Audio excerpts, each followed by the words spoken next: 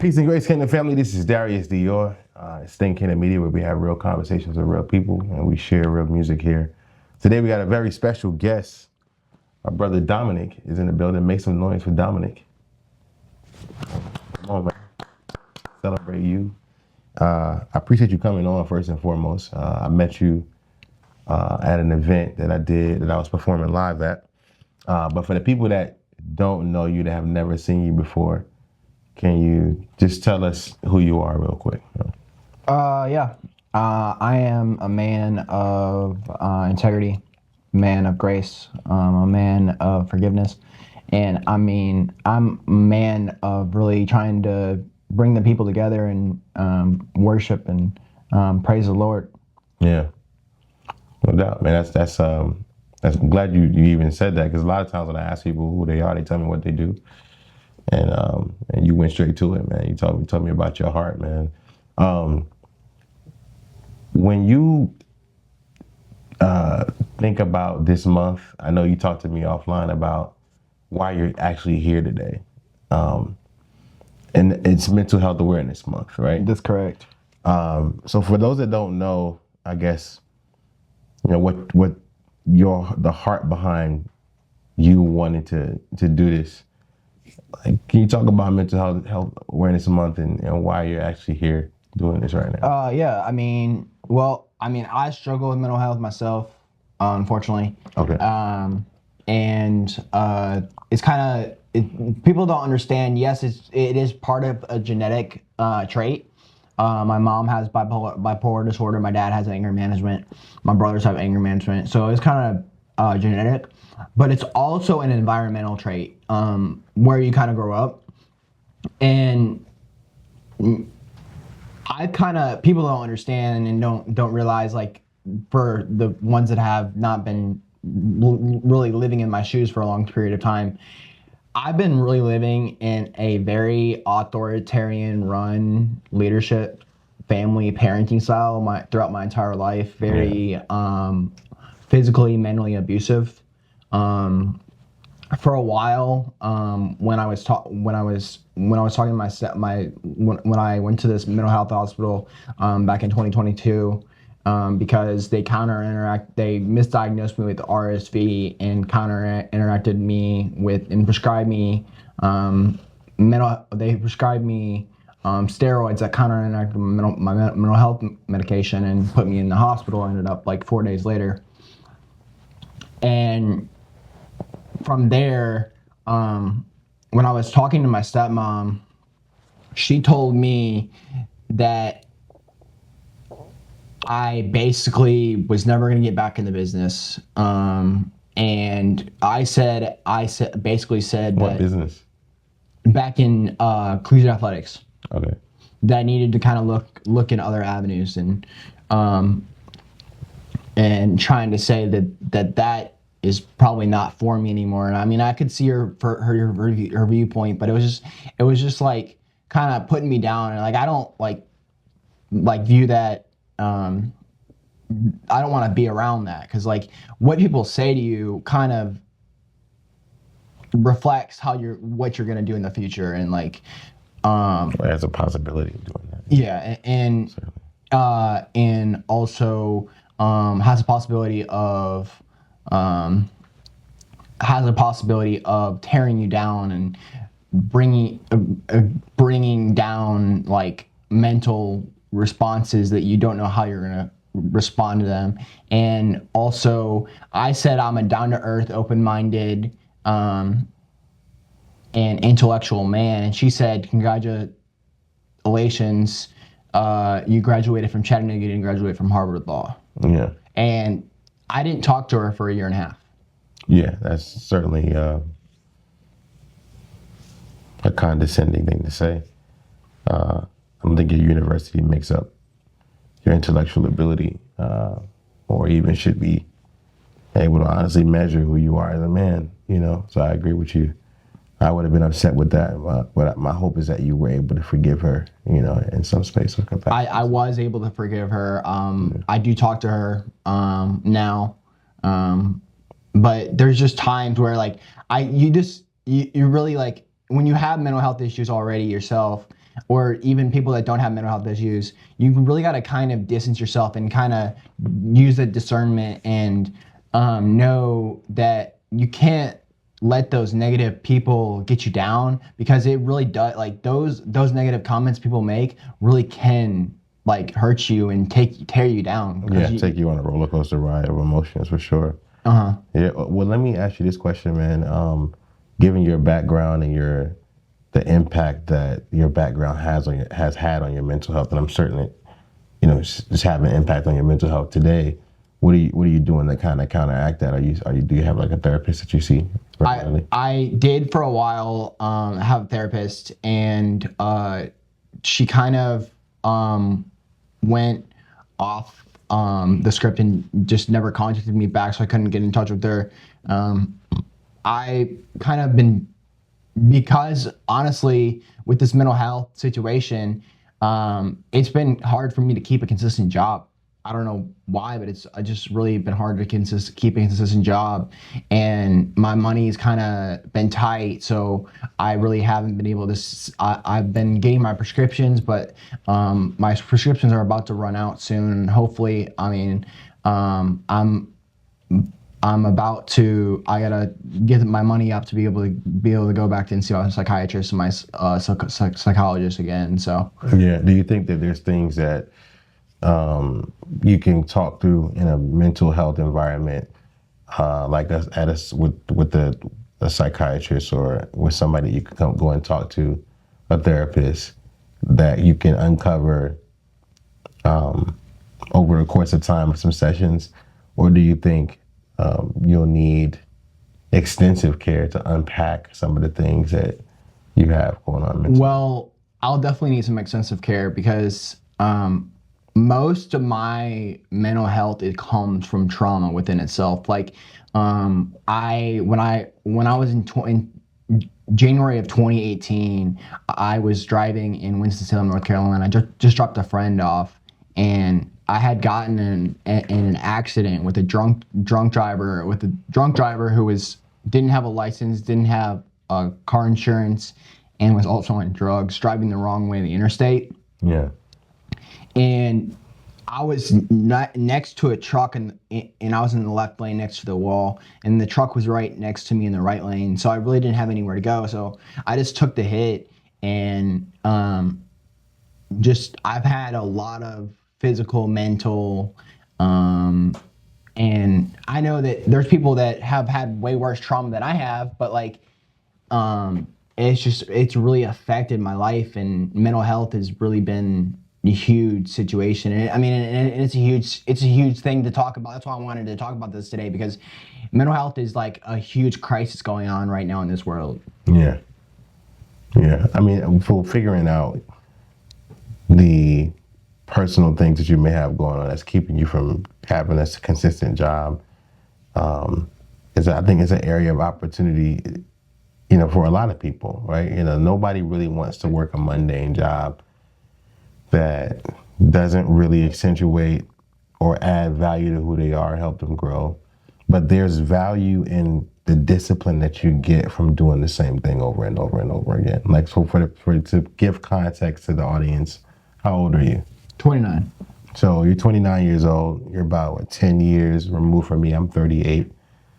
So I remember the time where, you played outside. You remember that too, where there was no internet. You know what I mean? Now we live in a day and time where there's multiple different ways for you to make money. It's having the information that you need to be able to do that, and then figuring out what pulls on you, right? Like what you naturally gravitate to, and then figuring out how to get good at that, right? But and the overall picture that you can kind of see is, how are you cultivating relationships? You know what I'm saying? How are you building community around you, right? And we talked about this, about, what you do with events, things of that nature. And I was telling you about building community around you, you know what I mean? And building a space where if someone wants to do something, or an artist wants to come out, have you, manage their back end as, their manager per se, right? you would need to cultivate relationships around yourself. You know, and that's super important. But when you're dealing with mental health issues, like the world is, it's tough to do both. You know what I mean? It's tough to take care of other people when you're trying to take care of yourself. You know what I mean? And I think once you realize that and you see that, it becomes a matter of prioritizing, you know, what's important, like managing myself, taking care of me, so that I can, because you can try to pour from an empty cup, but it's having an overflow of love for yourself, so that the overflow that you give out doesn't take away from you. Yeah. You know what I mean? Like, that's super important. So like, I think that's probably where you need to start. You know, just to give you, you know, some context on what I would suggest. But when you think about the world's mental health impact, right? Most people say get a therapist. You know, do you feel like that's all you need? No, I really think all you need is really more. There's especially people that are later in their ages. People don't like us, and they grow older. They cultivate themselves around their family, and that's it. They don't have any friends. Yeah. And I mean, Is there's. that the case for you? I mean, I have friends, but they're not in state. They're like I don't talk to them as much as I should. Like, I try to reach out to people, but people don't reach out back to me as much. Like, so it can happen that way. Like where when I reach out to people, they're not reaching out. They're not reaching out to me. It's just like it makes you feel isolated and down and like. And there's like statistics saying like you live healthier when you have more people around, more friends around. We have healthy relationships. Yeah, for sure. You know, before we talked about you know, off camera about you meeting Cree and her insinuating that you were racist, and you had a discussion with me about it that I thought was wholesome. But I wanted to give you the opportunity to kind of communicate your heart with that, because you know, anytime somebody accuses me of something that I'm not, or like attacks my character, it's a pet peeve. Like it strikes a chord to the core, like because I mean well, you know what I mean, by everybody. I may not, you know, communicate it effectively, or that may, you know, be something that I make a mistake or of saying something to offend someone. But there's always grace and there's always room to correct it. But at the same time, it hurts. You know what I mean? And so when you said that to me, it hurt to hear that. it hurt. It hurt me. It hurt me in itself, because I mean, I'm not a person to try to like be like so forceful or so like trying to. I'm just trying to here to kind of bring community and bring talent together and bring bring everyone together and have everyone prosper, because like I'm all about helping one another. I'm all about living for one another. I'm all about building wealth and continuing to help one another. And there's just a lot of people just have misunderstandings on what people say and how people say it, and misinterpret things, unfortunately. And just that's just how, like, when people say something, they just take it as something where, oh, he's taking it as a direction. It's a direction towards me. It's not a direction. It's not necessarily a direction towards you. It's just that we have to talk it out and see where the common ground is and what the misunderstanding is, because people say things and it's not it's not something to take a direct at each other. It's just something that has a saying, like something. I'm trying to put the words on it. I would say this.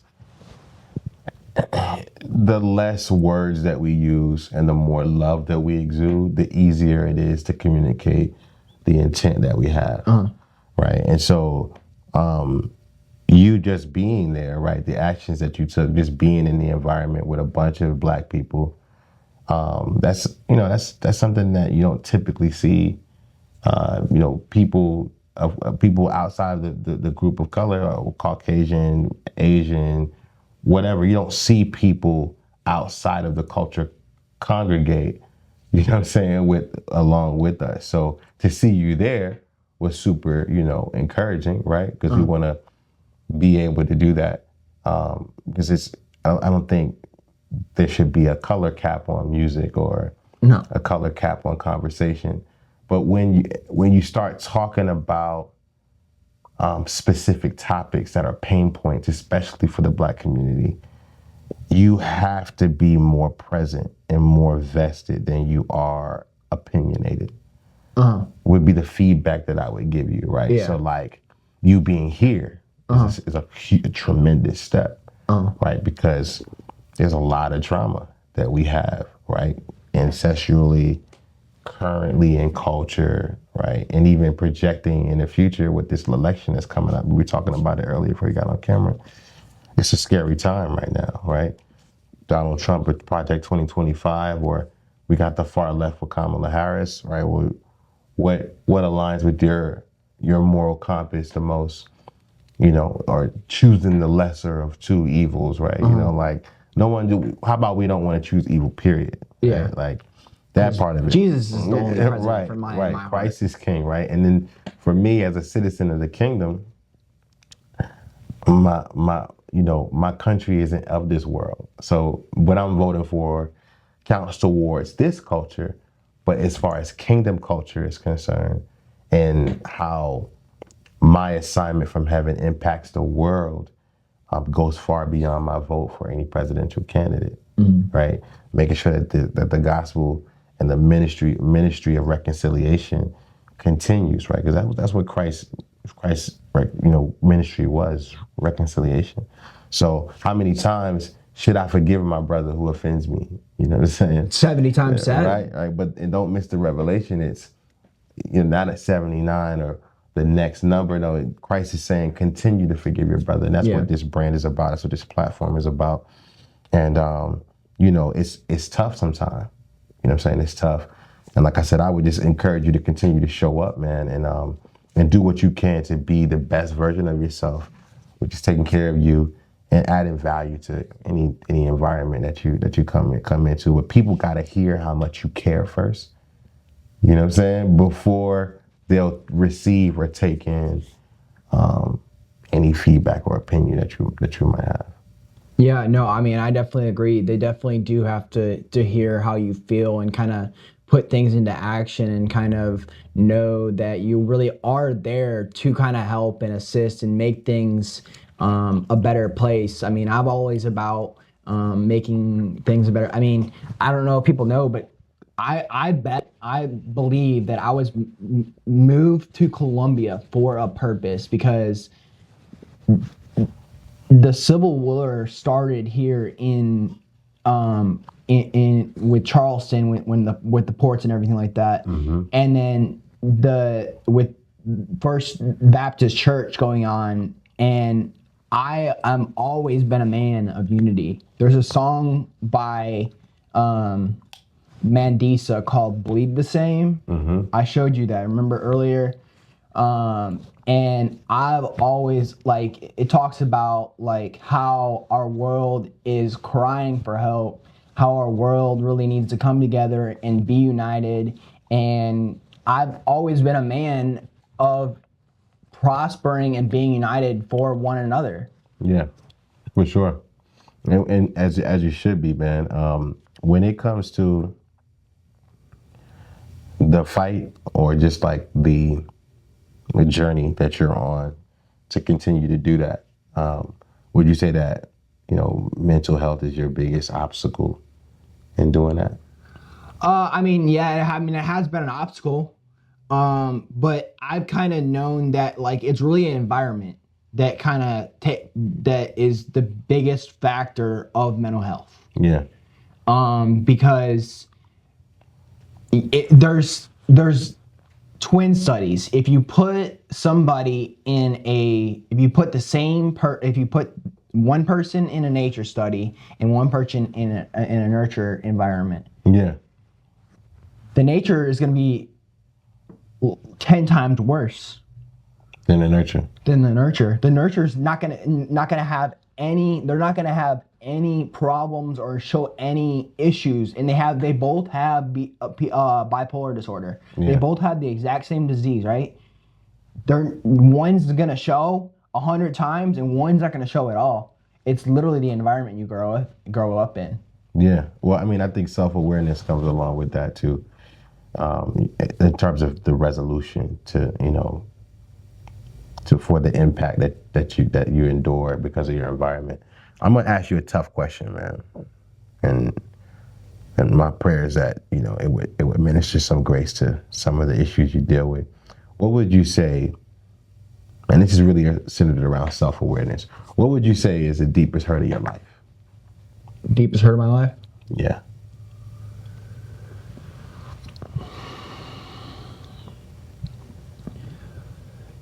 Deepest hurt of my life is probably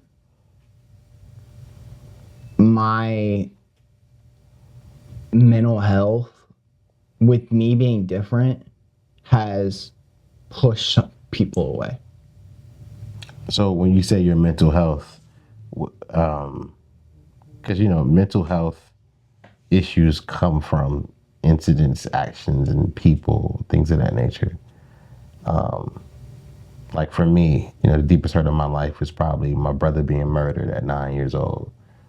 That changed my life, because the person that killed my brother was a very close friend of the family. It changed my life. It changed my parents' life. It changed everybody close to me around me's life. And I had to call the person that, killed my brother after they were released from prison and say, hey, I forgive you for taking my brother's life. And it wasn't for them, it was really more so for me because of the weight I was carrying from holding on to that. And that's really what I'm really asking. Like, is there an incident or a thing or something that's happened to you that's deeply hurts you that is impacting your mental health right now? And it could be a number of things, or it could be one thing. Well, my first girlfriend was definitely a deep hurt. And that I don't mean it just because it's my first girlfriend, but I was going through a rough time. I was trying to get back in my career again, and I was getting back on my feet. I was making money. I was doing well. How old were you when this happened? This was 2021 year. So. Okay, so you recently are coming out of that. That's in 2 or 3 years ago. Anything before then, like in your childhood? Like I know you said that your dad was pretty tough on you. Your mom was pretty tough. Your childhood wasn't the most perfect childhood. And I'm asking these questions because these are probably places that you could start when you do get the opportunity to go do therapy. That you could kind of, because some stuff we just kind of we block out, and because it's so tough, and those are the places where we probably need to start in terms of mental health and stuff like that. And then also, I mean, right now I haven't talked to my mom in a few weeks. Yeah. And there's been times where I actually have her blocked right now, unfortunately, just because I have to keep the negativity out of my life. Yeah. And I have to keep the discernment I have to keep that discernment instilled in my life. So you think that your relationship with your mom is probably one of the deeper hurts of your life? Oh yeah. Yeah, I would say that, man. I would think if you could figure out a way to accept that, right? Like that being that, not accept the hurt or the abuse that comes with it, but acknowledging that is a hurtful thing for you, right? Because that piece of it is where you would start in your therapy. That's where you would start in getting better and getting to a place where you can get free, from some of the mental health barriers and blocks that you have going on. So I would say that, is really good, bro, that you can see that. Yeah, definitely. Yeah. Yeah. But for people that is watching this right now, that are empathizing with where you are in your life, bro, what do you want us to know that we're probably not aware of, And it could be about you, but just in mental health in general. And then it's a two-part question. Secondly, what do you want us to do to support you and assist you? I mean, we like you. We here to talk to you today. You know what I'm saying? What can we do to support you? You know what I'm saying? Well, as far as doing to support, is basically kind of really develop the community that we need to have in our lives, no matter what race it is, no matter what gender it is, no matter what opinions people have, no matter, like, don't self-center yourself. Don't get hurt over one person's opinion, because we all have opinions. Don't get hurt over one person's perspective, because we all have perspectives. Just come to understandings and talk things out and work things out, and then from there you can judge from there. But don't judge anyone for something that was misinterpreted, or miscommunicated. And because I mean, I see it, all of us at the end of the year, at the end of times, basically standing together, carrying our white flags and battling unitedly. Yeah, that's a dope perspective to have, man. That's what you want us to do. What do you want us to know that we might not understand, and that we probably need to get more clear on as it pertains to mental health and just, your heart in general? Yeah, I mean, as far as my heart goes, I mean, I've always been a man of character. I've always been a man of bringing people together. I can't say this enough. Yeah. I know I've kind of said it multiple times, but I mean, I've always been a man of trying to talk to one another, or trying to know what their one of the first things that when I talk to somebody is what's your passion, what's your goal, what's your motivation. Yeah. That's one of my first things that I ask somebody. Like my friend Mitch at Forward City, I went up to him when it was a revival night in 2023 January, and I literally asked him, what is your passion and what are your goals? Yeah. And he's like, why did you come up to me and ask me of all people that? And I was like, well, I know I can see people glow from a mile away. Yeah. And it's just those little things that have those ambitions, those goals, and those passions, and like continue to move forward and continue to grow, and be united for one another. Yeah. Well, I mean, I appreciate you being here, man. What I really want to do is make sure that I'm a better brother to you, that I'm more consistent, right, and making sure that I help you, and facilitate in that community that you're trying to build, and at least try to figure out how we can build it together in the right way that will add value to people's lives. But again, this is Darius Dior, Stink Kingdom Media. It's my brother Dominic here. Peace and grace, man. I appreciate you coming through, man. And hopefully we can get back together and do this again, bro. Definitely. Thank you. Anytime. No doubt. Peace.